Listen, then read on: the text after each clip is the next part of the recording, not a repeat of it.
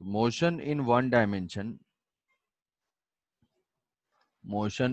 Dimension में हमारे दो केसेस हमने लिए थे।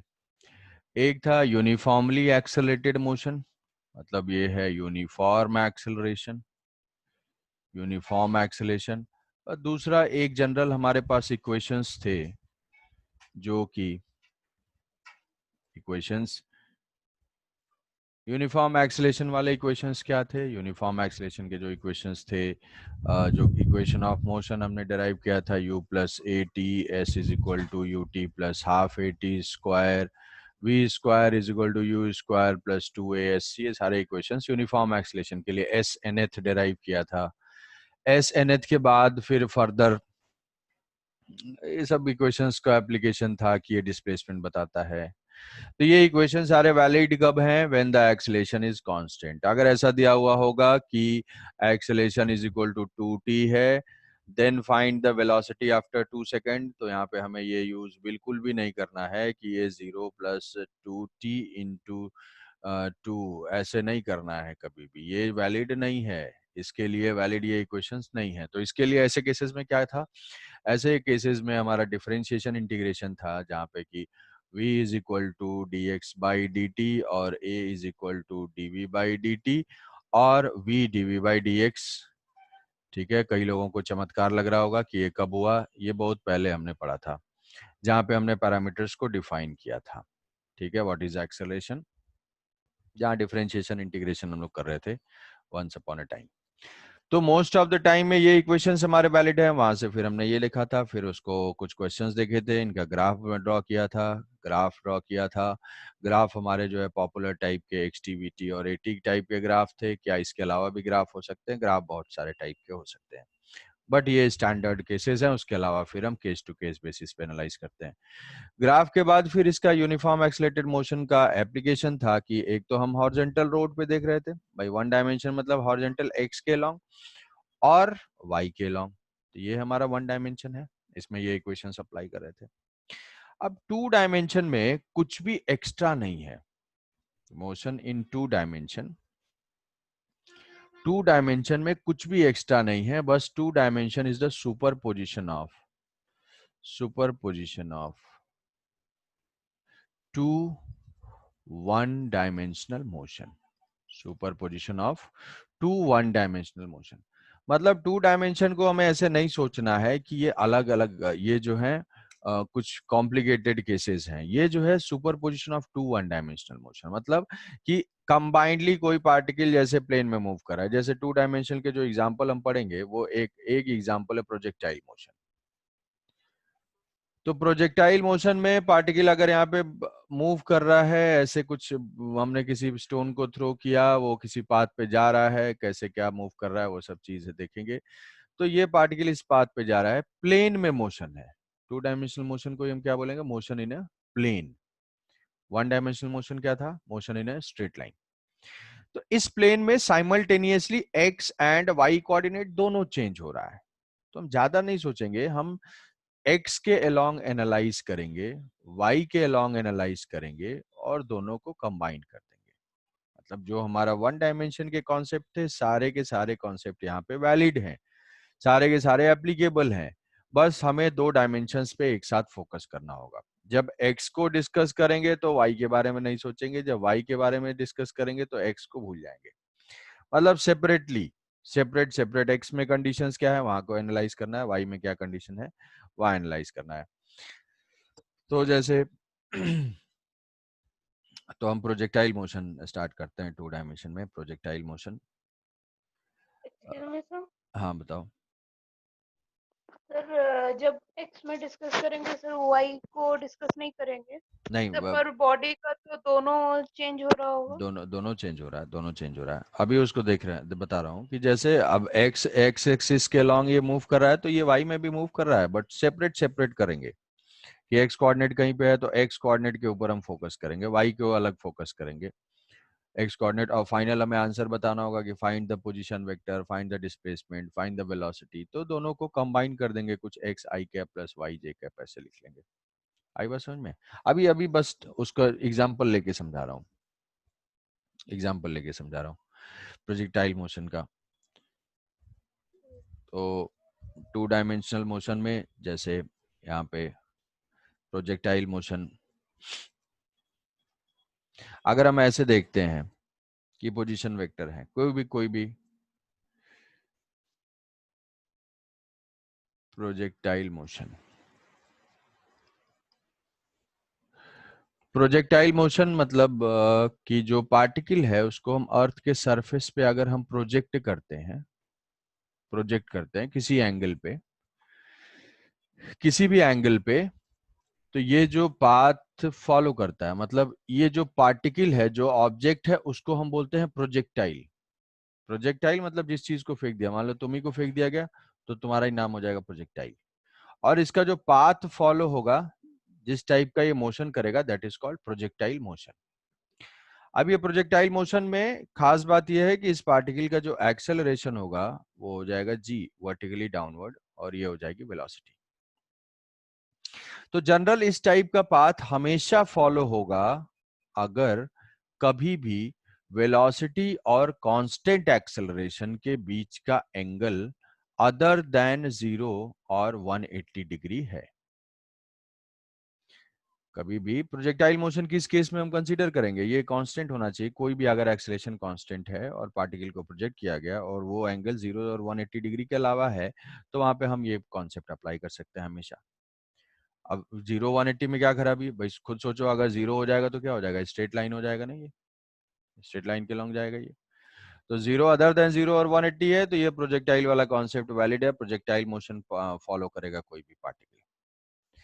तो हम क्या करते हैं कि इसको प्रोजेक्टाइल मोशन है। अब यहाँ पे हमारे कुछ पॉइंट्स हैं कि यहाँ पे जी कांस्टेंट रहेगा। जी कांस्टेंट जी कांस्टेंट रहेगा मतलब क्या है, एक्सलेरेशन इक्वल होगा क्या? क्या? एक्सलेरेशन इक्वल टू जी होगा क्या? हाँ, यहाँ पे एक्सेलेरेशन जी है। तो जी जो है यहाँ पे जी कांस्टेंट है, मतलब जो प्रोजेक्टाइल जो हम यहाँ पे थ्रो कर रहे हैं, इसको हम बोलते हैं कि भाई ये जो डिस्टेंस है इसको बोलते हैं रेंज है। तो जो रेंज है वो रेंज बहुत ही स्मॉल होना चाहिए as compare to radius of earth, या ये जो हाइट अक्वायर कर रहा है ये हाइट भी स्मॉल होनी चाहिए as compare to radius of earth. मतलब ऐसा नहीं कि इसको धरती से फेंक दिया और यहाँ से चला गया मून पे चला गया, वो वहां पे ये सारे कॉन्सेप्ट वैलिड नहीं है। जी कांस्टेंट होना चाहिए। ग्राउंड टू ग्राउंड सरफेस पे बहुत ही स्मॉल डिस्टेंसेस के लिए ये सारे वैलिड हैं। जो सैटेलाइट वेटेलाइट के प्रोजेक्शन के लिए ये सब कॉन्सेप्ट नहीं अप्लाई कर सकते। ये इसका एजम्पशन है। ये सारे जी कांस्टेंट है, और जी कांस्टेंट तभी होगा जब ये डिस्टेंसेस बहुत ही स्मॉल हैं और एयर रेजिस्टेंस को हमने इग्नोर किया हुआ है। Ignore air resistance, air resistance नहीं है। तो चलो, ये तो हमने बेसिक एजम्पशंस इसके लिख लिए प्रोजेक्टाइल के।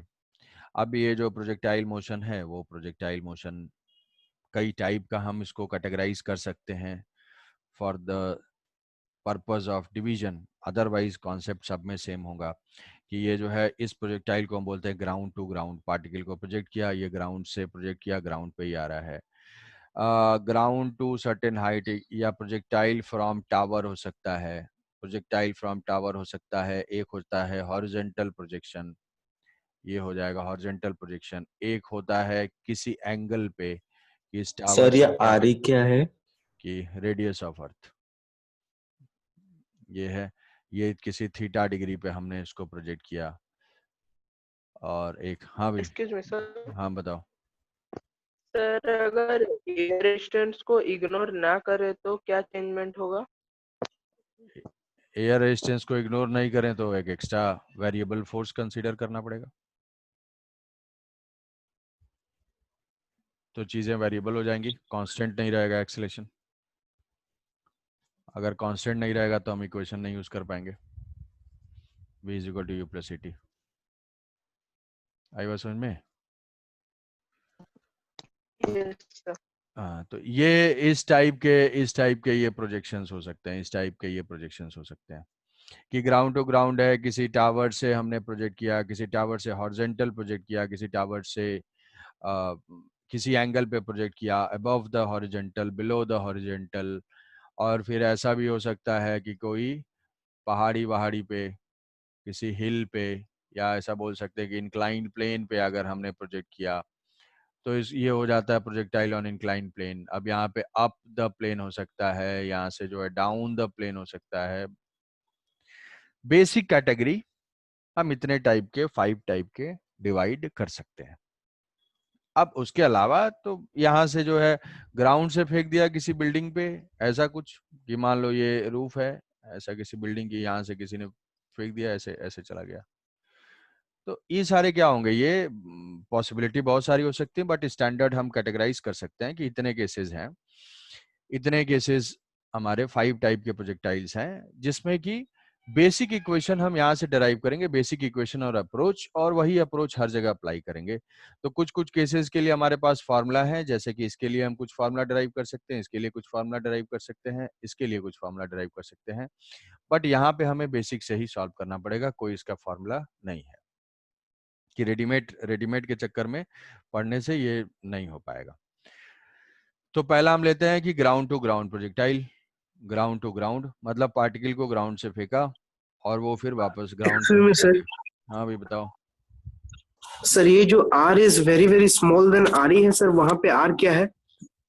आर जो वो है वो सर ऊपर रेंज जो है, है रेंज इसको जो है ये डिस्टेंस, और ये आर ई क्या है sir? R E R E जो है वो रेडियस ऑफ अर्थ है।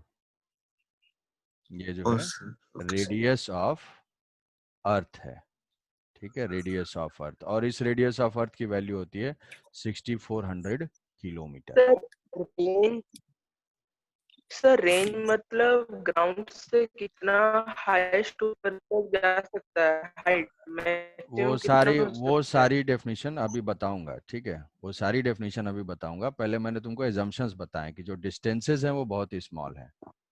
अभी वो डेफिनेशंस हम यहाँ पे लिखेंगे कि रेंज क्या होता है क्या नहीं। बस इतना समझना है कि डिस्टेंसेस जितने भी हम डिस्कस करेंगे वो अर्थ के रेडियस के कंपैरिजन में बहुत ही स्मॉल होना चाहिए, ठीक है। ये सारी चीजों से फोकस को हटाओ और यहाँ पे कंसंट्रेट करो। ये किसी काम की नहीं है। ये जो टाइप है, टाइप तुम्हें बता दिया, दिखा दिया, बट वो हम लोग इसको एक एक करके डिस्कस ही करेंगे। अब इसमें कहने बोलने लगो यहाँ से यहाँ चला जाएगा सर, तो वहां से ऐसे चला जाएगा, तो वो सब पॉसिबिलिटी अभी हम डिस्कस करेंगे। तुम्हें यहाँ से ये बताया कि 2 डायमेंशनल मोशन में हम कितने टाइप की पॉसिबिलिटी हो सकती हैं और उसमें क्या क्या एजम्पशंस होते हैं, कि हमें पता होना चाहिए कि मतलब सैटेलाइट वैटेलाइट अगर प्रोजेक्ट होता है तो वहां के लिए ये सारे कॉन्सेप्ट वैलिड नहीं होंगे, ठीक है। वो रेंज हाइट क्या डेफिनेशन है क्या नहीं है, बस अभी यहाँ पे हम डिस्कस करेंगे। तो ये ग्राउंड टू ग्राउंड प्रोजेक्टाइल है। अब यहाँ पे कंसंट्रेट करो, यहाँ थोड़ा कंसंट्रेट करो, जो डाउट है इसमें पूछना। इनिशियल स्पीड है इसकी u, ये एंगल है थीटा। तो सबसे पहले हम क्या करते हैं, किसी भी प्रोजेक्टाइल में हम कोऑर्डिनेट सिस्टम एज्यूम करते हैं। कोऑर्डिनेट सिस्टम एज्यूम करने के बाद हम ओरिजिन चूज करते हैं, और ओरिजिन हमेशा कहाँ पे लेते हैं, पॉइंट ऑफ प्रोजेक्शन पे। कहोगे कोई जरूरी है, नहीं, कहीं भी ले सकते हैं, कहीं भी ले सकते हो। फिर क्या फायदा हुआ, इक्वेशन लिखना थोड़ा सा कॉम्प्लिकेटेड हो जाएगा। तो हम अपने कन्वीनियंस के लिए चीजें चूज करते हैं। अब तुम अगर डिफिकल्टी चूज करने वाले हो, खतरों के खिलाड़ी, तो ले लेना, वो गलत हो जाएगा।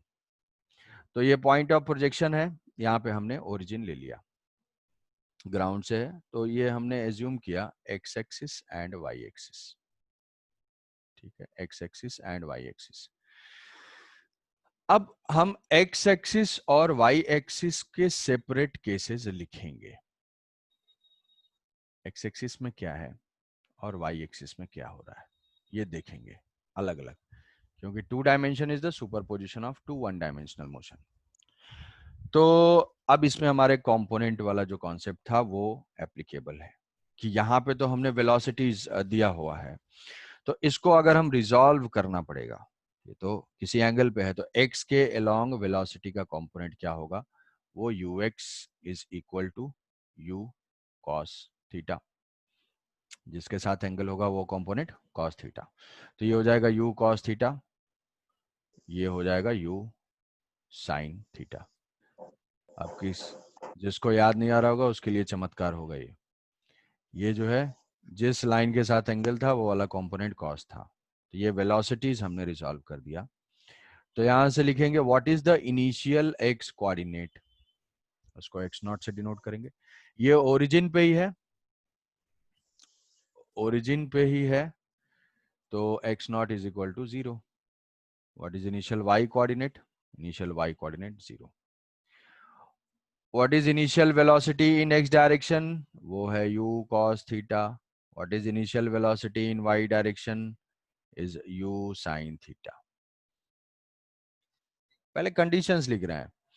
एक्स एक्सिस में पोजीशन इनिशियली 0 है, इसकी जो है इक्वेशन u cos थीटा है।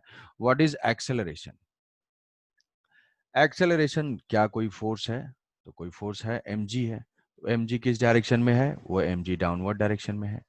डाउनवर्ड डायरेक्शन में है तो इसका एक्सेलरेशन क्या है, इसका एक्सेलरेशन है -g। तो x में एक्सेलरेशन क्या है, 0 है।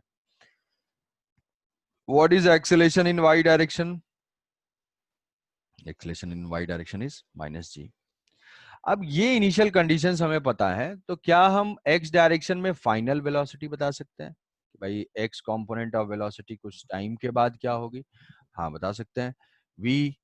vx एक इक्वेशन हम यहाँ पे अप्लाई कर सकते हैं, ux ax प्लस टी। ये इक्वेशन क्यों अप्लाई कर पा रहे हैं, क्योंकि एक्सेलरेशन कांस्टेंट है और वो कांस्टेंट क्या है, 0 है। तो यहां से जो vx इज इक्वल टू क्या आ गया, ux, मतलब ये क्या हो गया, u cos थीटा। क्या हो जाएगा ये, u cos थीटा। तो u cos theta, vx is equal to ux u cos theta. तो क्या x कंपोनेंट इसका चेंज होगा, x कंपोनेंट में एक्सेलरेशन 0 है, तो x कंपोनेंट का क्या है, x कंपोनेंट कांस्टेंट है। क्या हम इसका x कोऑर्डिनेट किसी टाइम पे बता सकते हैं, याद करोगे वंस अपॉन अ टाइम हमने ये चीज डिस्कस की थी कि जो इक्वेशन था s is equal to ut plus half at square, s is equal to what, final displacement था, ये डिस्प्लेसमेंट है x minus x naught is equal to uxt plus half ax into t square. What is the acceleration along x direction? It is 0.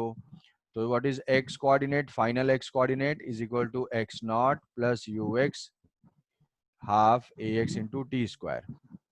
तो initial x coordinate में ये add हो जाएगा, ux plus half ax into t square, ये add हो जाएगा। तो ax into t square ये 0 है, x नॉट क्या है, हमने 0 ही लिया है। तो जो किसी टाइम t पे x कोऑर्डिनेट होगा वो क्या हो जाएगा, u cos theta into T. ये हमने सेपरेट x के अलोंग कंडीशंस लिखी और लिखने के बाद जो है सेपरेटली उनको एनालाइज किया। y के अलोंग अगर हम देखते हैं vy, what is vy, vy is equal to uy plus ay into T. तो what is the y component of velocity, वो हो जाएगा u sine theta minus g into T. What is the y coordinate, y coordinate y not plus U Y T plus half A Y T square. तो y coordinate ये 0 ले लिया। अब अगर वही जो बता रहा था कि ओरिजिन कहीं और सेलेक्ट कर लेंगे तो इनिशियल y कोऑर्डिनेट 0 नहीं होगा, तो अननेसेसरी एक और टर्म यहाँ पे आ जाएगा। तो ये 0 u y is equal to u sine theta into t minus half g t square. ठीक है, तो ये हो गया। अब हमने सेपरेट एनालाइज किया। जब y को हम एनालाइज कर रहे थे तो x के बारे में हमारा कोई भी कंसिडरेशन नहीं था। y की वेलोसिटी देखेंगे, y कोऑर्डिनेट देखेंगे, y का एक्सेलरेशन देखेंगे और y की चीजें सिर्फ y के ऊपर डिपेंडेंट है। y को x से कोई मतलब नहीं है और x को y से कोई मतलब नहीं है। Motions of x and y are independent. समझ पा रहे हो, ये है इंडिपेंडेंट। तो अब तुमसे कोई पूछा क्वेश्चन ये हमने सेपरेट एनालिसिस की। अब कोई क्वेश्चन पूछता है कि भाई what is the velocity of particle. अच्छा, ये बता सकते हो कि ये y वेलोसिटी क्या हो रही है, y की वेलोसिटी क्या चेंज हो रही है, वेरिएबल है, कांस्टेंट है? ये y की वेरिएबल है। ये टाइम चेंज होगा, ये टाइम चेंज होगा तो vy भी चेंज हो रहा है। t बढ़ता जा रहा है तो vy क्या हो रहा है, धीरे धीरे 0 हो रहा है। किसी मोमेंट पे vy 0 हो जाएगा। vy 0 किस मोमेंट पे होगा, इसको 0 से इक्वेट करेंगे तो वो टाइम की वैल्यू आ जाएगी u sine theta divided by g। तो ऐसा मौका कहाँ पे आएगा इसमें कि ये पार्टिकल हमने प्रोजेक्ट किया था, ये जो है ऐसे ऐसे ऐसे ऐसे चलता गया और ये वापस जो है ग्राउंड पे आ गया। यहाँ पे ये ग्राउंड पे जब आ जाएगा तो ये बताया कि x कोऑर्डिनेट कांस्टेंट है, मतलब x कंपोनेंट हमेशा क्या है, हर मोमेंट पे u cos थीटा ही है, u cos थीटा हर मोमेंट पे है। तो अगर वेलोसिटी को हम देखते हैं तो इनिशियली था ये वेक्टर और ये वेक्टर, ध्यान से थोड़ा सा फोकस, x कंपोनेंट में कोई चेंज नहीं क्योंकि एक्सेलेरेशन अलोंग x 0 है, y कंपोनेंट डिक्रीज हो रहा है, धीरे धीरे ये वेक्टर छोटा होता जाएगा, ये क्या है, ये वेक्टर सेम होगा, ये वेक्टर स्मॉल हो जाएगा। अल्टीमेटली हाईएस्ट पॉइंट पे क्या होगा, हाईएस्ट पॉइंट पे वी वाई 0 हो गया।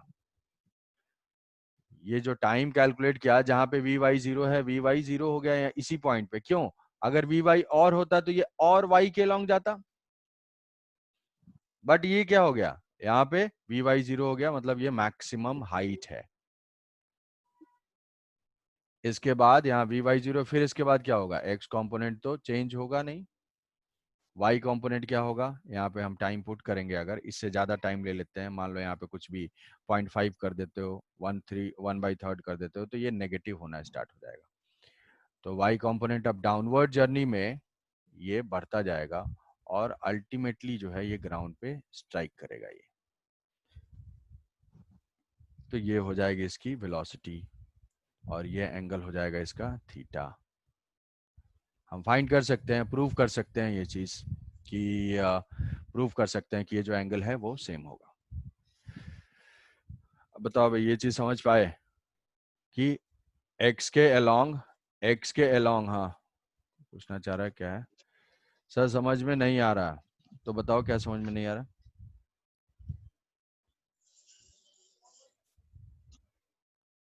कि कोई बोलेगा बताओ कि ये टाइम ऑफ लाइट क्या होगा, तो टाइम ऑफ लाइट को अब इंटरप्रेट करोगे ना, ऐसे टाइम ऑफ लाइट कैलकुलेट करने के लिए कुछ इक्वेशन तो चाहिए। तो टाइम ऑफ लाइट को हम सोचेंगे कैसे कि टाइम ऑफ लाइट वो ड्यूरेशन है जितने ड्यूरेशन तक वो पार्टिकल एयर में रहा, it is the duration for which particle has remained in the air, मतलब जब वो ग्राउंड से स्टार्ट किया था और वापस ग्राउंड पे आ गया, वो टोटल इंटरवल क्या है, टाइम ऑफ लाइट। अब इस टाइम को मैथमेटिकल कैसे इंटरप्रेट करेंगे कि इस t यहाँ पे y कोऑर्डिनेट 0 था, फिर से इसका y कोऑर्डिनेट 0 कब होता है, तो हम y coordinate as a function of time t ये जानते हैं, तो यहाँ पे ये लिख दिया। अब उसको 0 से इक्वेट करें, हमारे 2 रूट आ गए, तो 2 रूट आ गए, तो ये जो टाइम है वही टाइम क्या है, time of flight equals to 2u sin theta divided by g is the time of light.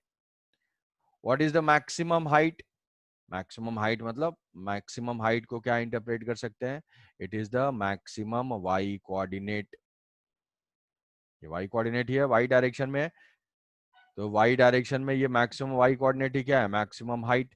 अब मैक्सिमम हाइट क्या फाइंड कर सकते हैं, कोई बताएगा क्या यूज कर सकते हैं, maximum height, maximum height h जो है, h is the maximum y coordinate, तो हम इसको ऐसे इंटरप्रेट करेंगे कि मैक्सिमम हाइट वो y कोऑर्डिनेट है जहां पे y component of velocity becomes 0।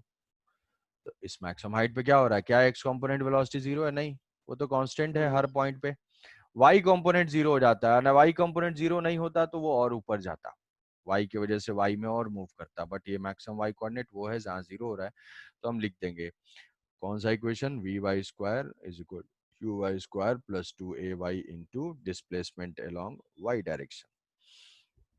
Same equation का बस y में क्या होगा उसको लिख दिया। तो अब यहाँ से final y coordinate 0, what is initial y coordinate, u sin theta था y के long component, -2 what is acceleration, -g था, व्हाट इज डिस्प्लेसमेंट, डिस्प्लेसमेंट यहाँ से क्या है, यही है h।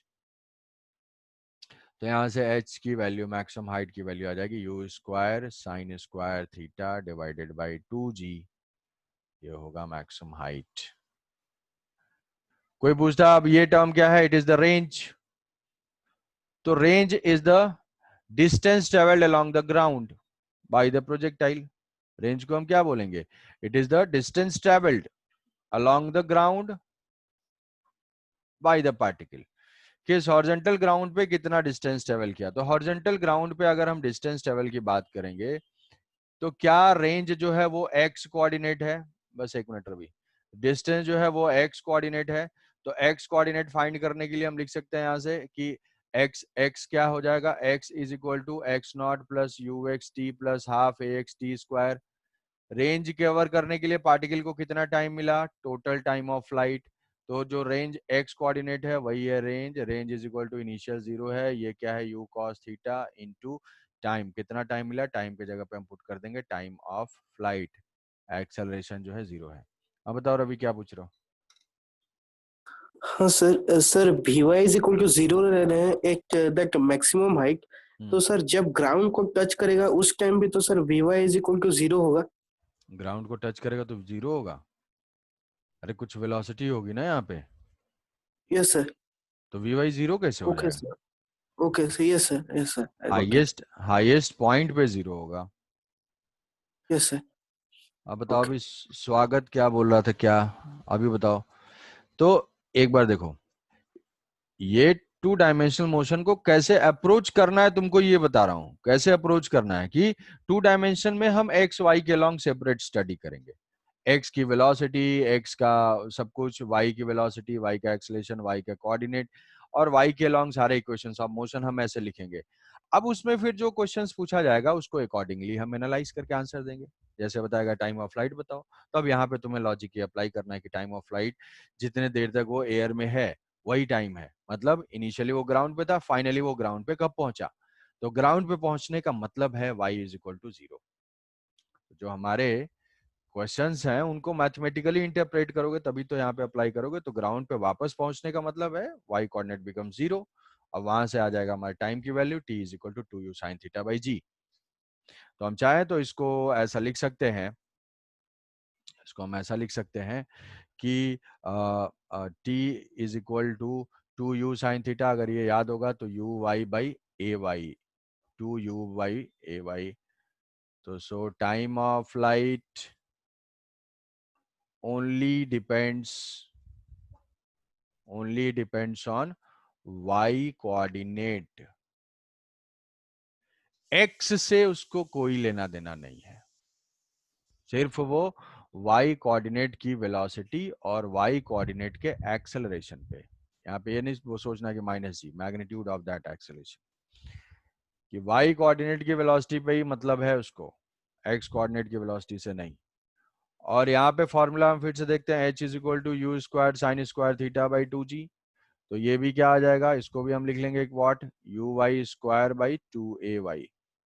मैक्सिमम हाइट भी y कोऑर्डिनेट ही था, तो मैक्सिमम हाइट भी किसके ऊपर डिपेंड करेगा, maximum x, sorry sorry sorry maximum y coordinate है, तो maximum height also depends on only y component of velocity and y component of acceleration। कुछ समझ पाए कि उसको इंटरप्रेट कैसे करना है। अब जैसे मैं तुमको इसमें क्वेश्चन क्या होगा कि ये जान के सर क्या फायदा y के डिपेंड कर रहा है। मैं तुम्हें 2 प्रोजेक्टाइल दे रहा हूं, एक प्रोजेक्टाइल ऐसे गया, दूसरा प्रोजेक्टाइल ऐसे गया।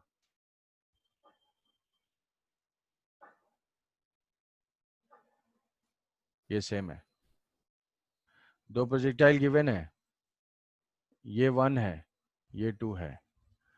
मैं बोलूं कि T1 is equal to T2 है, ये स्टेटमेंट ट्रू होगा या फॉल्स होगा। ऐसा फोटो देख के बस कि टाइम ऑफ फ्लाइट 1 और 2 दोनों का सेम है। अच्छा अगर ये बोलूं मैं H1 is equal to H2 है, ये तो फोटो देख के बता दोगे। ठीक है। H1 True. ये स्टेटमेंट ट्रू है। तो अगर H1 is equal to H2 है तो दोनों पार्टिकल का ए वाई सेम है क्या, दोनों पार्टिकल का y डायरेक्शन Yes. में एक्सेलरेशन g है। तो अगर ए वाई सेम है तो क्या, यहाँ पे इक्वेशन देखो, h is equal to what, u y square divided by 2ay। अगर ए वाई सेम है तो दोनों पार्टिकल का यू वाई भी सेम है। जब यू वाई सेम है तो दोनों पार्टिकल का टाइम ऑफ फ्लाइट भी सेम है, तो ये स्टेटमेंट भी क्या है, ट्रू है। T1 is equal to T2। आया समझ में? Yes sir. ठीक है, अभी एनालिसिस और है इसमें, तो एक बार इसको रिकैप